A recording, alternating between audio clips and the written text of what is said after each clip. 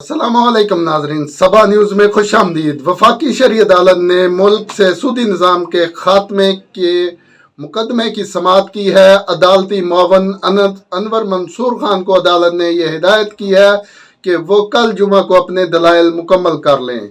Justice Mohammad नूर मुस्कानजई की सरबराही में 3 रुकनी bench ने केस की मुसलसल दूसरे रोज समाअत जारी रखी, जिसमें अदालती मुअव्वन ने अपने दलाइल तकरीबन मुकम्मल कर लिए हैं और इस बेंच के अरकान में जस्टिस सैयद मोहम्मद अनवर और जस्टिस खादम हुसैन शामिल हैं।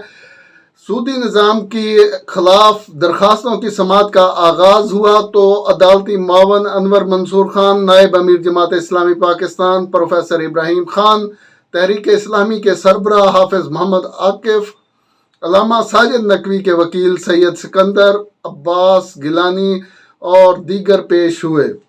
अनवर मंसूर खान ने दलाइल देते हुए कहा कि जब तक असासा बेस इकानमी नहीं होगी तो सूद से निजात हासिल नहीं कर सकते। कागजी करेंसी के इस्तेमाल से इस्तेहसाल को नहीं रोका जा सकता। उनका कहना था कि कोरोना के दौरान कागजी करेंसी की ट्रांजैक्शन बंद हुई तो सारा सिस्टम नीचे आ गया। कुरान पाक में रिबा की कोई खास तारीफ नहीं है। कुछ लोग कहते हैं कि इंटरेस्ट रिबा में नहीं आता। ऐसे लोगों पर मुझे हंसी आती है कि वो क्या कह रहे हैं। उन्होंने कहा कि इंटरेस्ट का लफ्ज दरअसल रिबा ही का मुतबादिल है। अनवर मंसूर खान का कहना था कि वो कोई मुफ्ती या आलम तो नहीं है, दुनिया की किताबों से जो पढ़ा वो बयान कर रहे हैं। दुनिया में खरीदो फरोख्त में अशिया के तबादले का तसव्वुर ख़त्म नहीं हुआ। उन्होंने कहा कि आइन हर किस्म के इस्तेहसाल की ममानियत करता है और रिबा भी इस्तेहसाल की एक किस्म है। अदालती वक्त ख़त्म होने पर अदालत ने अनवर मंसूर खान से कहा कि वो कल जुमा को अपने दलाइल मुकम्मल कर लें, जिस पर अनवर मंसूर खान ने अदालत को यकीन दहानी कराई कि वो कल अपने दलाइल मुकम्मल कर लेंगे।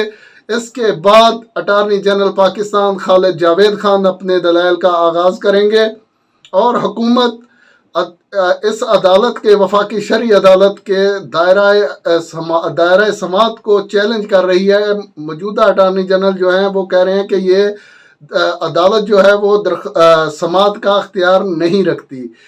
लेकिन देखते हैं अब केस किस जानब आगे बढ़ता है और इसके बाद फिर जमात इस्लामी के वकला अपने दलाइल जारी रखेंगे और कब ये केस अपने अंजाम को पहुंचता है ये आने वाला वक्त बताएगा।